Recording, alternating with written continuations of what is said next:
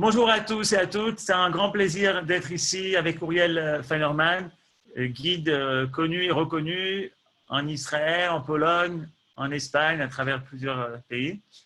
Et donc, on va voir grâce à Midreshet Yehuda et Lilmod un cours sur Israël à travers les billets. On commence. Donc, bonjour à tous. Alors, c'est vrai que après ce qu'on a entendu là de M. Moreno, c'est sûr que passer à un autre thème comme ça aussi rapidement, mais en fait, ce qu'on va faire maintenant, ça symbolise un petit peu le passage de Yom HaZikaron à Yom HaAtzmaut, que en quelques minutes, on passe de la journée du souvenir des soldats et on passe directement aux festivités de Yom HaAtzmaut. C'est un petit peu ce qu'on va faire maintenant.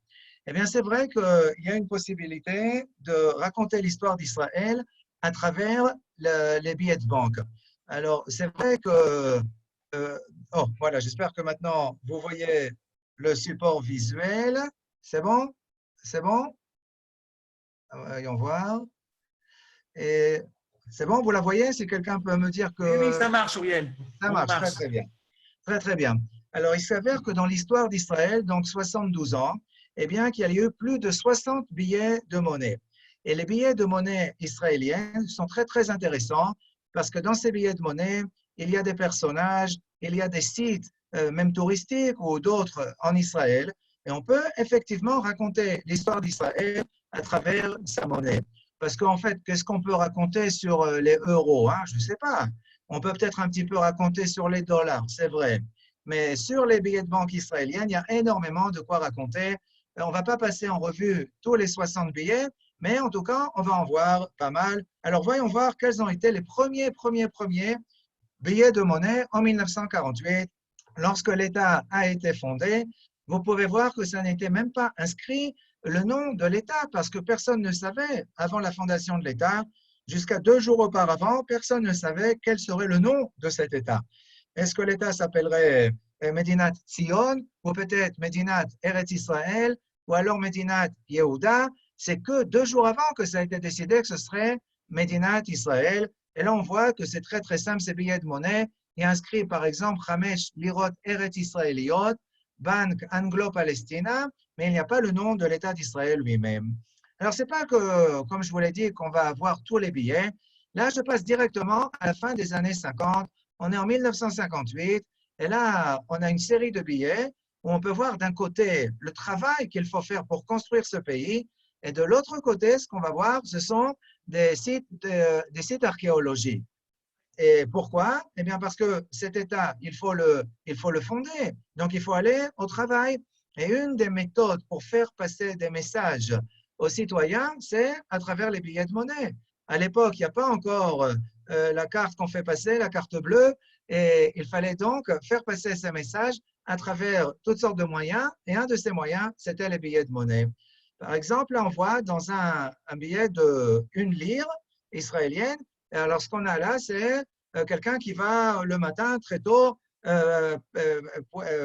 prendre des poissons, et de l'autre côté, regardez, on a une mosaïque qui a été retrouvée dans une synagogue qui se trouve dans le Carmel, pas très loin de Haïfa, un endroit qui s'appelle Ousfieh.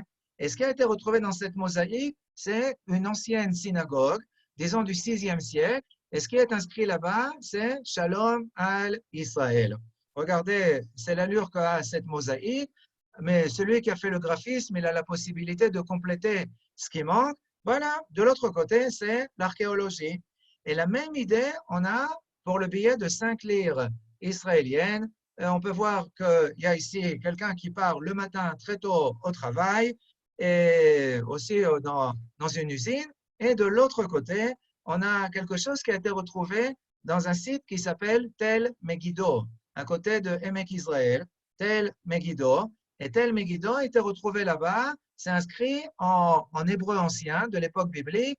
Il y a écrit ici le Shema Eved Yorovam, c'est-à-dire à quelqu'un qui s'appelle Shema, Shin Mem Ayin, l'esclave de Yorovam, avec un lion rugissant. Regardez, c'est comme ça que ça a été retrouvé. La même idée également dans le billet de 10 lires. Là, on voit un savant qui travaille dans un laboratoire. Et de l'autre côté, on a la découverte archéologique la plus importante dans l'histoire d'Israël. C'est ce qui a été retrouvé à partir de 1947 à côté de Qumran, ce qu'on appelle les manuscrits de la mer Morte. Et là, on voit, regardez bien, on peut voir le manuscrit de Yeshayahu, le livre de Yeshayahu, Megillat Yeshayahu. Là, on a une jarre. Derrière, il y a une grotte. Hein, et regardez là.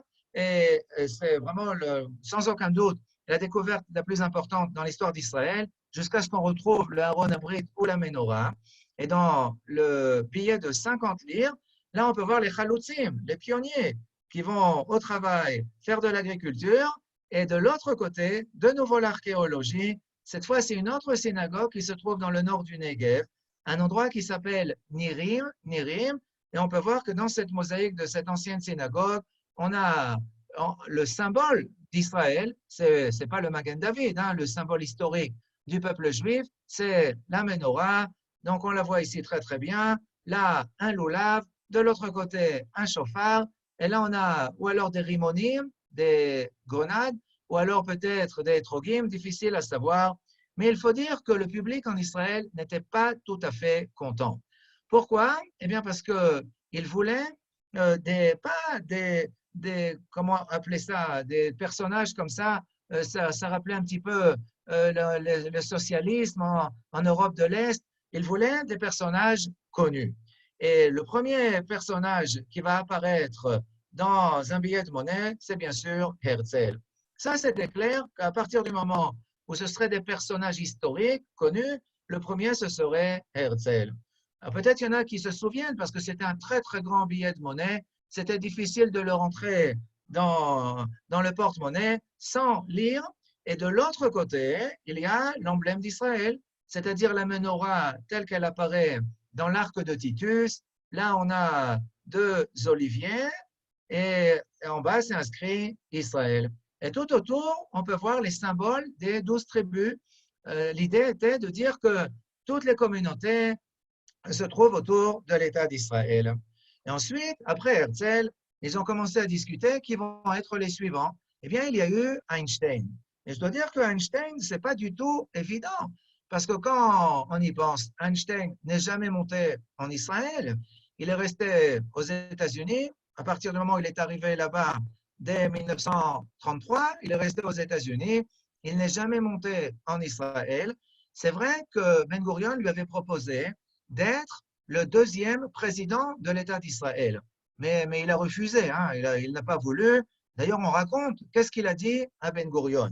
Et ce qu'il a raconté, c'est comme ça, que lorsqu'il était jeune, quand il était enfant, eh bien, une fois, il y a eu le cirque qui est arrivé dans la ville où il habitait, en Allemagne. Il est allé voir le cirque et ça lui a tellement plu que ce qu'il a décidé, c'est qu'à partir de ce moment-là, il sera un homme de cirque. Et lorsque le cirque est parti dans une autre ville, il s'est glissé dans une des caravanes et à la maison, tout le monde cherche. Albert, personne ne sait où il est. Et alors, la femme de ménage a dit, j'ai vu qu'il était très enthousiaste du cirque, alors peut-être qu'il est parti avec eux.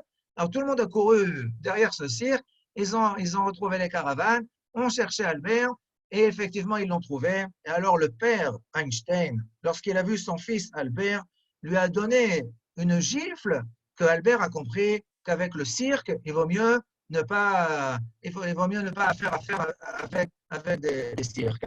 Et donc, Monsieur Ben Gurion, je vous remercie, je ne veux pas être président de l'État d'Israël. C'est ce qu'il aurait dit. Ben Gurion, c'est pas pour moi ce qui se passe en Israël. Donc, c'est quand même assez étonnant qu'on lui ait proposé d'être le deuxième président. Il a refusé. De l'autre côté, ce qu'on peut voir, c'est un endroit, c'est un site, c'est une base, en fait, qui se trouve un petit peu au nord d'Ashdod. Ce n'est pas Dimona, hein, c'est un centre atomique, mais ce n'est pas celui de Dimona. C'est celui qui se trouve au nord d'Ashdod. Ensuite, on a, dans un billet de 10 lire, on a un poète. Et ce poète, c'est Bialik. Bialik, donc c'est intéressant. Ce n'est pas uniquement des hommes politiques. On peut voir que c'est vrai, il y a eu Einstein, un scientifique. Maintenant, on a le poète, on peut dire, d'Israël qui s'appelle Bialik. Et de l'autre côté du billet, on voit ici la maison de Bialik telle qu'elle est à Tel Aviv. C'est la maison de Bialik. Ensuite, dans un billet de 50 lire, on a Weizmann, le premier président de l'État d'Israël. Et de l'autre côté, ce qu'on a, c'est la Knesset. Donc ça, c'était la première série de billets de monnaie. Herzl, il est à 100 lire. Ensuite, ils ont fait les autres. Ce sont les premiers personnages à avoir été là-bas. Mais beaucoup ont dit, une colle à kavod, il faut aussi qu'il y ait des femmes. Pourquoi uniquement des hommes? Et la première femme qui va apparaître dans un billet, ce sera Henrietta Sold. Henrietta Sold. Henrietta Sold, elle était responsable de l'organisme Hadassah aux États-Unis, et c'est la raison pour laquelle vous pouvez voir derrière l'entrée à l'hôpital Hadassah, l'hôpital qui se trouve sur le mont Scopus, sur le Har HaTzofim, Henrietta Sold. Et de l'autre côté, on a une des portes de la vieille ville. C'était quelques années après la guerre des 6 jours. Et ce qui a été décidé, c'est que billet après billet, on verrait là-bas les portes de la vieille ville. Et la première porte, ça a été celle des lions. Vous pouvez reconnaître ici des deux côtés les lions. Et donc, c'est la porte par laquelle les parachutistes sont rentrés lorsqu'ils ont libéré la vieille ville. La porte des lions, c'est dans ce billet. Ensuite, on a Montefiore, Moshe Montefiore, qui est né à Livourne. Il est né en 1784 et décédé en Angleterre en 1885, il est décédé. Il a vécu 101 ans et il était le juif peut-être le plus connu au monde au 19e siècle. Derrière lui, ce qu'on voit, c'est le premier quartier juif en dehors des murailles. Le premier quartier, ici, là, qui s'appelle Mishkenot Sha'ananim. Mishkenot Sha'ananim. Mishkenot Sha'ananim, c'est juste à côté de Yamin Moshe, à côté du moulin de Montefiore. C'est ce qu'on a mis là-bas. Et de l'autre côté du billet de monnaie, vous pouvez voir la porte de Jaffa, c'est-à-dire Shar Yafo, avec ici, on peut voir la tour de David. Je dirais que c'est même logique parce que le quartier Mishkenot Sha'ananim se trouve juste en face de la porte de Yafo. On passe au suivant, et c'est Weizmann. Mais c'est un petit peu bizarre qu'on ait là Weizmann, puisque Weizmann, il était déjà dans un billet de 50 lire. Oui, c'est vrai, il était déjà dans un billet de 50 lire, mais là, 50 lire sont devenus 5 shekels. On a rayé 1, 0, et à la place de 50, c'est devenu 5, et à la place des livres, eh bien, ce qu'on a eu, c'est des shkalim. Chamisha shkalim. Donc, on a de nouveau Weizmann. Et derrière Weizmann, on a ici la bibliothèque de l'Institut Weizmann qui se trouve à Rehovot. C'est ce qu'on voit derrière. De l'autre côté, on a encore une porte de Jérusalem. Et cette porte-là, elle s'appelle Shar Shrem. La porte de Damas, ou Shar Shrem, c'est la porte la plus belle. Et elle a été donnée à Weizmann. On passe au suivant, Herzl. Alors vous allez me dire, mais Herzl était déjà. Bon, c'est vrai, Herzl était déjà, mais cette fois, ça n'est plus dans 100 lire, mais dans 10 shkalim. Et derrière Herzl, on a l'entrée au mont Herzl. Là, j'aimerais vous dire qu'entre nous, s'il m'avait demandé, j'aurais proposé quelque chose d'autre, puisque Herzl n'a jamais connu le mont Herzl. La première fois qu'il est arrivé au mont Herzl, ce sera 45 ans après sa mort. Il est décédé en 1904 à Vienne et on l'a fait passer 45 ans après au mont Herzl à Jérusalem. Si on m'avait demandé quoi mettre, j'aurais pu dire, par exemple, l'école agricole de Mikvé Israël à côté de Tel Aviv, qu'il a visité à la fin du 19e siècle, ou alors le quartier de Mamila, où il a été. Bon, on ne m'a pas posé de question. Ce que la Banque d'Israël a décidé, c'est de mettre l'entrée du mont Herzl. Et de l'autre côté, ce qu'on a, c'est encore une porte. Quelle porte a été donnée à Herzl? Bon, ben, c'est facile. Puisque Herzl, c'est le fondateur du sionisme politique, eh bien, on lui a donné la porte de Sion, sionisme. Vous allez me dire, mais dans la porte de Zion, Shar Zion d'aujourd'hui, on peut voir les restes de Bâle suite aux guerres, surtout en 1948. Bon, c'est vrai, mais celui qui a fait le graphisme, il peut nettoyer la porte, ce qui fait que là, on la voit sans ce qui s'est passé pendant la guerre d'indépendance en 1948. Le suivant, c'est Ben Gurion. Ben Gurion, qui est décédé en 1973, et 5 ans après sa mort, 1978, il a été éternisé dans ce billet de 50 shekels. Et regardez, ce qu'on voit derrière, c'est le désert. Le Negev, bon, vous savez tous à quel point le désert du Negev était important pour Ben Gurion. C'est un petit peu étonnant, je dirais. On aurait pu penser que ce qu'il y aurait derrière Ben Gurion, ce serait la déclaration d'indépendance. Mais non, pour Ben Gurion, la déclaration d'indépendance, c'est passé, ça y est, ça s'est fait. Il faut maintenant parler du futur. Le futur, c'est le Negev, et c'est ce qu'on a mis dans ce billet de monnaie. Vous pouvez reconnaître peut-être qu'on a ici Nachal Tzin, là c'est la Midreshet de Boker, où on fait des recherches scientifiques sur le Negev, sur le désert. Regardez même la couleur de ce billet, hein, la couleur du désert. Même à ça, on réfléchit dans la Banque d'Israël. Et de l'autre côté, Sha'ar HaRachamim. Sha'ar HaRachamim. Alors maintenant, ça va être très intéressant, parce que si on n'était pas par Zoom, je vous aurais posé une question, et la question aurait été, à partir de quelle année il y aurait eu une chance qu'un billet comme le suivant apparaisse? Et c'est le billet. Alors, qui on voit ici? Jabotinsky. Jabotinsky, qui est le fondateur du sionisme révisionniste. Hein. C'est, si vous voulez, le parti du Likoud d'aujourd'hui. Begin.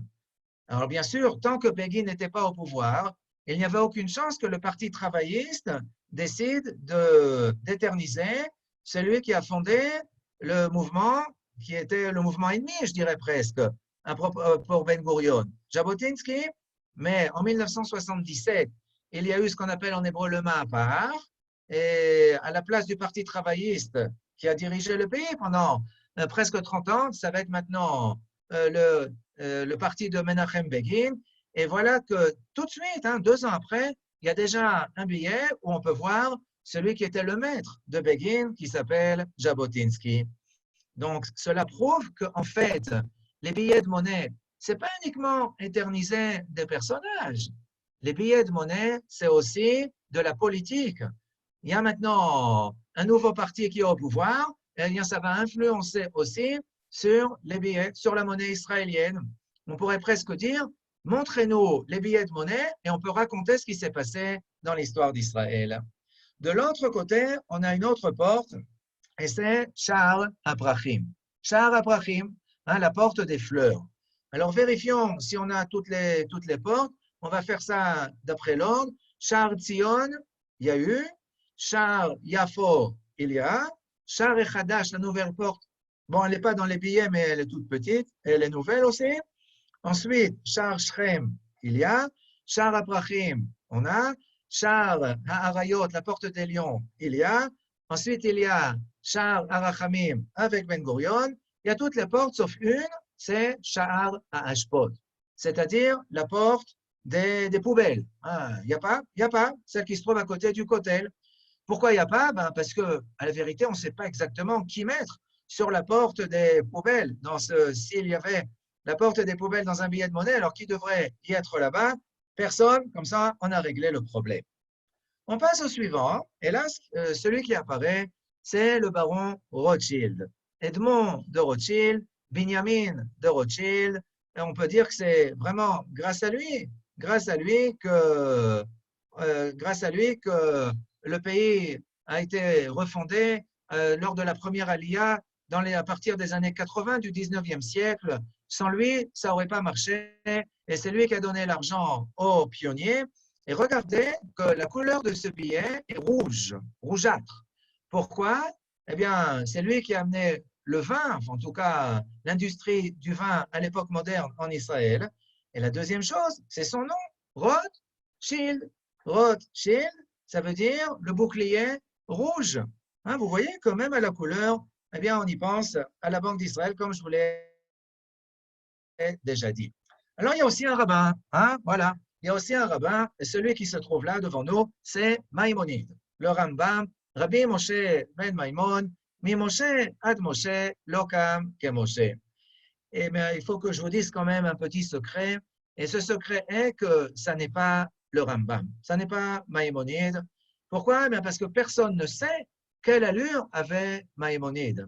Ce qu'on voit ici, bon, ça date du XVIIIe siècle, peut-être même un peu plus, XIXe siècle. C'est pas que Maïmonide avait l'habitude de se raser, regardez là juste à côté des oreilles, quand il n'avait pas de péote. Bien sûr que non. Ça veut dire que c'est complètement imaginé, le personnage du Rambam qu'on voit ici devant nous. À côté, par contre, on voit ce qui a été retrouvé dans la Gniza du Caire à la fin du XIXe siècle. Il y a la Gniza, la fameuse Gniza qui a été retrouvée. Et regardez, ce qui a été retrouvé, c'est cela. On peut voir un petit passage, un petit brouillon de son texte ilchatique qui s'appelle Ayad HaChazaka, et c'est ce qu'on voit ici derrière lui dans le billet. Hein? Exactement ça. Et il y a aussi sa signature, Moshe ben Rabbi Maïmon. Alors peut-être que ce n'est pas lui, mais en tout cas son écriture est à lui. Là, il faut que je vous dise que lorsque ce billet est apparu, il y a une question qui a été posée dans le monde religieux. Est-ce qu'on a l'autorisation de rentrer aux toilettes avec ce billet? Puisque derrière le Rambam, il y a des livrets de Torah qui ont été écrits par lui. Alors, est-ce qu'on a le droit de rentrer aux toilettes avec cela? Et la réponse a été que si le billet se trouve dans le porte-monnaie, ça fait une khatitsa, ce qu'on appelle, il n'y a pas de problème. Hein? C'est-à-dire que même à ça, ils ont été obligés de réfléchir. Je passe à derrière. Derrière le Rambam, vous pouvez voir ici la ville de Tibériade. Tibériade, la raison est qu'il est enterré à Tibériade. Il est vraiment enterré à Tibériade, ce n'est pas une légende. Regardez là, on peut voir la muraille, ici le Kinneret et la ville même, donc le Rambam. Alors, là, on est déjà à 5000 shekels, hein? 5000 shekels. Je ne vous l'ai pas dit, mais le Rambam, en fait, ça a été 1000 shekels anciens qui sont devenus un shekel nouveau. Là, on voit le shekel nouveau, mais il y a eu même 5000. 5000 shekels. Celui qu'on voit devant nous maintenant, c'est Lévi Eshkol. Lévi Eshkol, qui a été le 3e premier ministre de l'histoire d'Israël. Derrière lui, vous pouvez reconnaître des sites de Jérusalem. Par exemple, il y a ici le moulin, et puis là, on a le musée d'Israël. Ici, bien sûr, le Parlement israélien. Et là, on a des murailles. La raison est qu'il était le Premier ministre à la guerre des 6 jours, lorsque la ville a été réunifiée. Donc, voilà, c'est pour Lévi Eshkol. La couleur est bleue parce que de l'autre côté, maintenant, vous allez pouvoir le voir, il y a ce qu'on appelle en hébreu Amovil Ha'arzi, c'est-à-dire ce qui amène l'eau du Kinneret jusqu'à la région de Tel Aviv et même jusqu'au Negev. Et c'est lui qui était responsable de ce projet, et donc en couleur bleue. Et maintenant, chers amis, je vais vous montrer le personnage dans l'histoire d'Israël qui a eu le billet le plus haut, hein, avec le numéro le plus haut. Et la voici, c'est elle, Golda Meir. Golda Meir dans un billet de 10 000 shekels. 10 000 shekels. Bon, c'est vrai qu'après les 10 000 shekels sont devenus 10 shekels. Mais ça a commencé par 10 000 shekels anciens. Golda Meir. Et regardez la couleur. La couleur est orange, on dirait. Mais en fait, la couleur est or.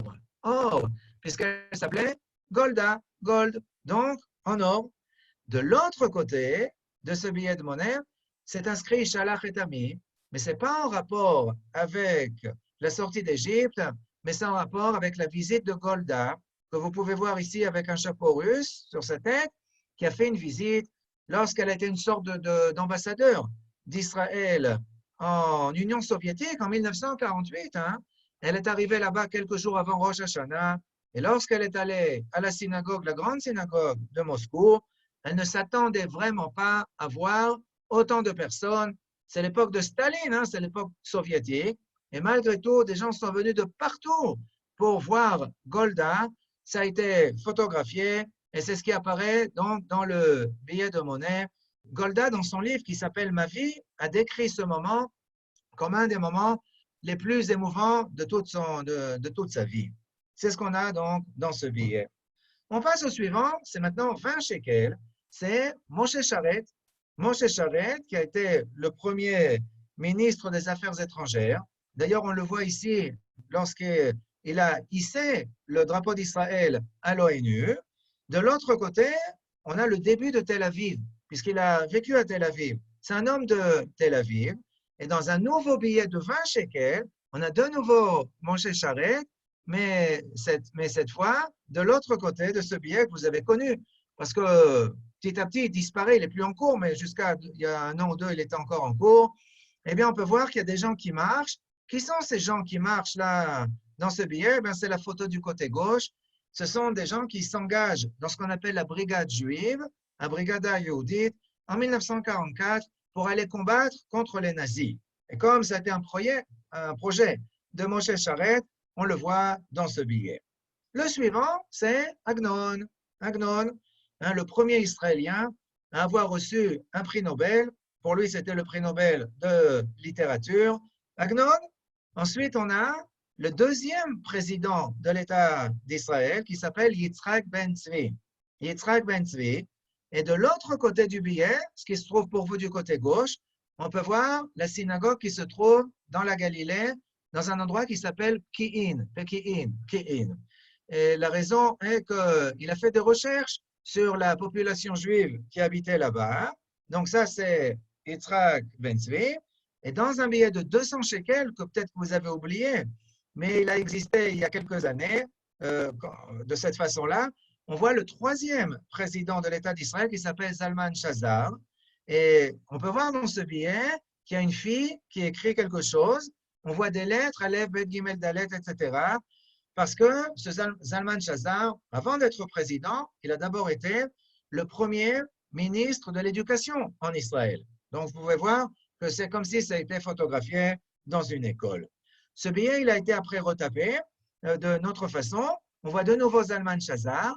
Et regardez derrière, là, je ne sais pas si vous avez remarqué, bien que ce billet est passé entre vos mains beaucoup de fois, eh bien, il y a ici une maîtresse, et on voit ici des élèves, et ce qui est inscrit sur le tableau, en hébreu, Shalom Kita Aleph. Bonjour Kita Aleph. Hein, c'est ce qu'on voit derrière ce billet de monnaie.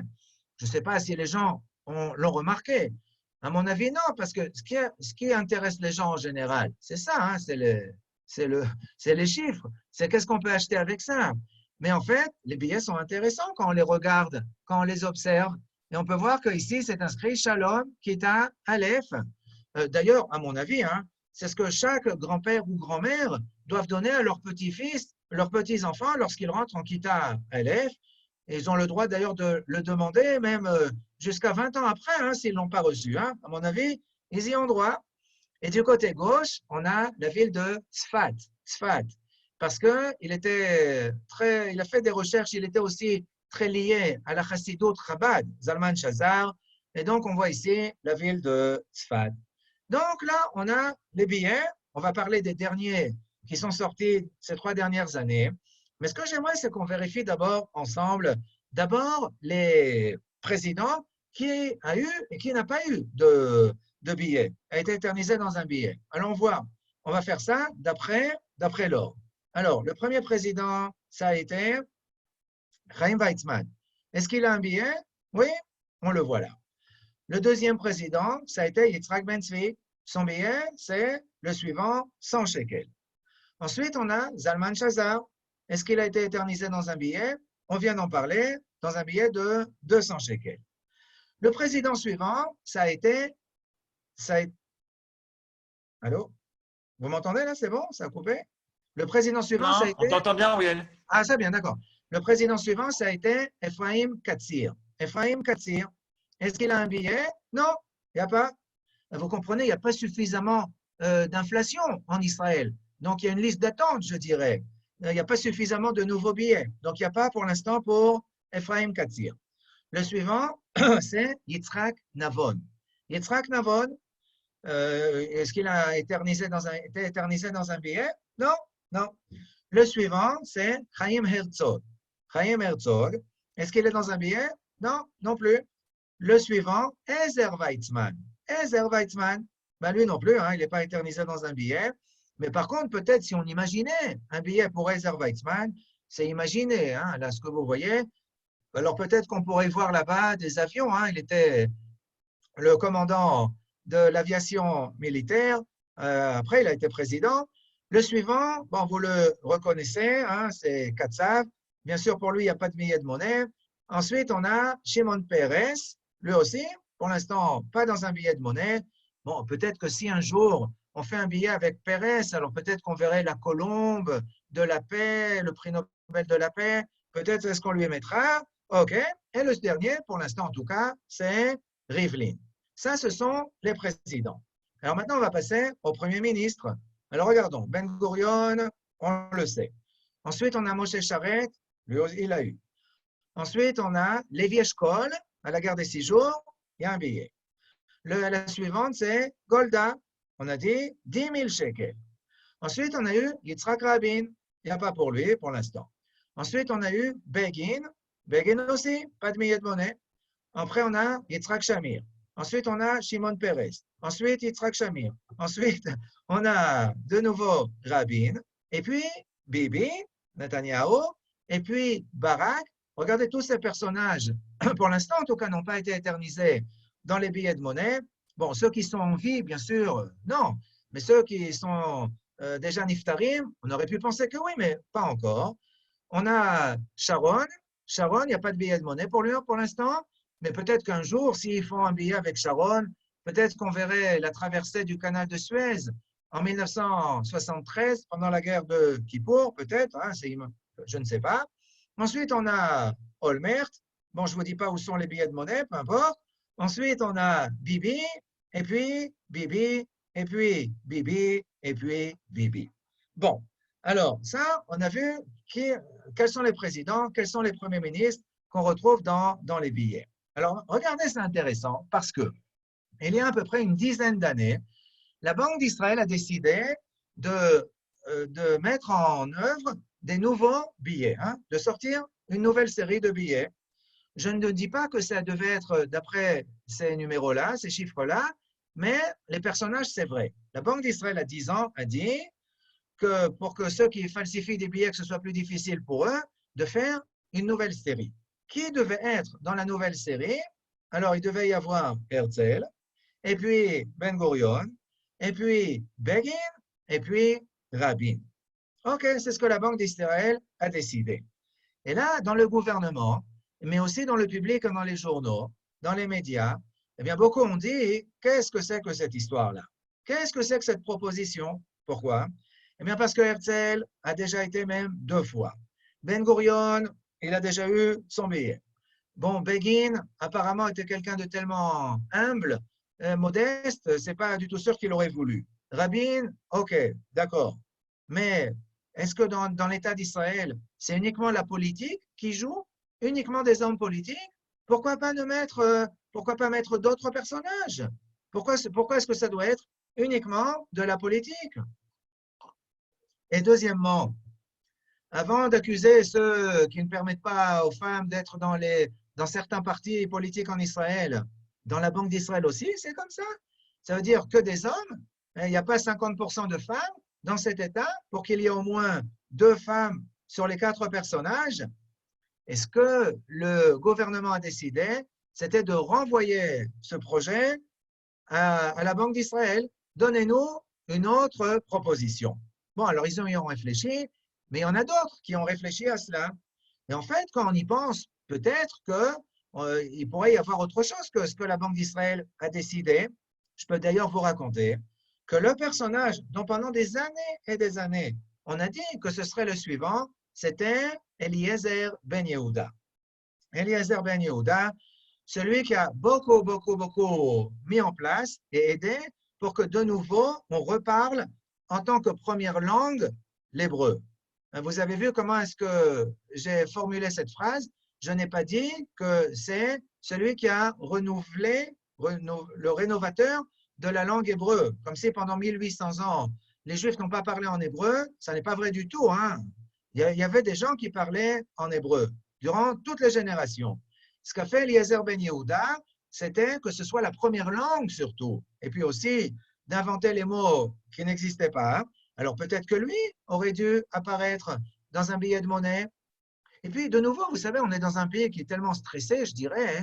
Alors, est-ce que la société israélienne ne serait pas plus joyeuse si les billets de monnaie qui passent toujours entre ses mains étaient plus joyeux? Regardez par exemple, je ne sais pas, si on avait des billets comme cela, ou de ce style-là, Bon, ça, peut-être que vous ne connaissez pas tous comme Olim Chadashim, mais c'est fondé sur des films hein, connus en Israël, ou alors celui qu'on voit là, ou alors cela, ou ça, ou ça. Ça veut dire peut-être qu'on serait plus joyeux dans cet état si c'était les billets de monnaie. Bon, maintenant, sans plaisanter, ce qui a été décidé, et ce sont les billets que vous avez dans vos porte-monnaies, en fait, ce qui a été décidé que cette fois, la série qui a commencé donc il y a 3 ans, eh bien, ce ne serait pas des hommes politiques, uniquement des poètes. Que des poètes. Ça a aussi décidé que puisqu'il va y avoir 4 billets, donc il y en aurait 2 pour les hommes, 2 pour les femmes. Alors, qui on voit ici? C'est une poétesse qui s'appelle Rachel. Rachel, la poète Rachel Ameshoreret.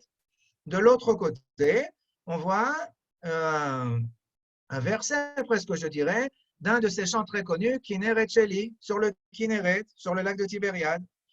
Ensuite, dans un billet de 50 shekels, on a Shaul Tchernichovski, lui aussi poète, et de l'autre côté, un passage d'un des chants très connus qu'il a écrit, qui s'appelle Sarki Sarki, Od Amin Gamba Adam, je croirai toujours dans l'homme, dans son esprit, et c'est Shaul Tchernichovski. Le billet de 100 shekels, c'est une poète, et cette poète-là, elle s'appelle Léa Goldberg. Léa Goldberg. De l'autre côté, un passage d'un des chants qu'elle a écrit, et dans un billet de 200 shekels, on a le poète des débuts de l'État d'Israël, à l'époque de sa fondation, de la guerre d'indépendance, dans les années 50, dans les années 60. Donc, c'est le poète national de la fondation de l'État d'Israël qui s'appelle Nathan Alterman. Nathan Alterman, et de l'autre côté, la même chose, nous avim otach moledet, nous t'aimons, toi, notre patrie, Nathan Alterman. Alors, pourquoi est-ce que Nathan Alterman a reçu 200 shekels et que Léa Goldberg 100 shekels et que Tchernichovski 50 et que Rachel Ameshoreret 20 shekels? Ben, c'est parce que la poésie de Alterman est la plus jolie? Non. Ce qui a été décidé, c'est que le premier qui est niftar, hein, qui meurt, eh bien, ce sera le premier à apparaître. Alors, celle qui est morte la première, ça a été Rachel. Ensuite, on a eu Tchernichovski. Plus tard, ça va être Léa Goldberg. Et le dernier des 4 qui est décédé, ça a été Nathan Alterman. Donc, ce qu'on a montré, c'est que effectivement, la monnaie israélienne est très, très intéressante et qu'elle reflète aussi l'histoire d'Israël. Comme on l'a montré par exemple avec Begin, qu'il n'y avait aucune chance qu'il soit dans un billet de monnaie, avec Jabotinsky, qu'il n'y avait aucune chance qu'il apparaisse dans un billet de monnaie avant que Begin soit nommé Premier ministre. Ça n'est pas, c'est pas tamim, comme on dit en hébreu. Il y a de la politique derrière toute cette histoire-là. Et si vous croyez que lorsque les 4 derniers billets ont été publiés avec ces poètes-là, est-ce que vous croyez qu'il n'y a pas eu de personnes qui n'étaient pas contentes? Bien sûr qu'il y en a eu, et à la vérité, peut-être qu'ils ont même raison, parce que tout de suite, il y a quelqu'un qui a dit, faites attention, regardez, Rachel Ameshoreret, elle est venue de Russie, Tchernichovski aussi, ensuite Léa Goldberg, elle est venue de Kovna, de Lettonie, et puis Alterman est né à Varsovie. Alors il y en a qui ont dit, de nouveau, on a oublié les Séfaradim, quoi, on ne met que des Ashkénazes dans cette billet de monnaie. Pourquoi est-ce qu'il n'y a même pas un poète séfarade à la Banque d'Israël? Vous n'avez pas pensé à cela? Et même au gouvernement apparemment. Et ce qui a été décidé, c'est que la prochaine série, allons savoir quand ça va être, disons dans une dizaine d'années, ça a déjà été décidé que le premier, ce serait un séfarade. Hein, peut-être, je ne sais pas, Shavazi, ou alors peut-être Rabbi Yehuda, un Lévi, si on parle d'un poète, ou alors de Rav Ovadia Yosef, je ne sais pas, si on parle d'un rabbin. Ça a été décidé, le prochain, ce serait un séfarade. Maintenant, j'espère que quelqu'un se souviendra de ce qui a été écrit dans le protocole, que le prochain, c'est un séfarade, parce que dans 10 ans, allons savoir ce qui va passer. Donc voilà, on a raconté l'histoire d'Israël à travers les billets de monnaie. C'était une sorte d'introduction, je dirais, aux festivités de Yom HaAtzmaut. Et ce que je vous souhaite, c'est Chag Sameach pour les 72 ans de l'État d'Israël. Johan, à toi. Toda Rabba. Merci beaucoup, Uriel. Merci à tous les participants d'avoir été ici.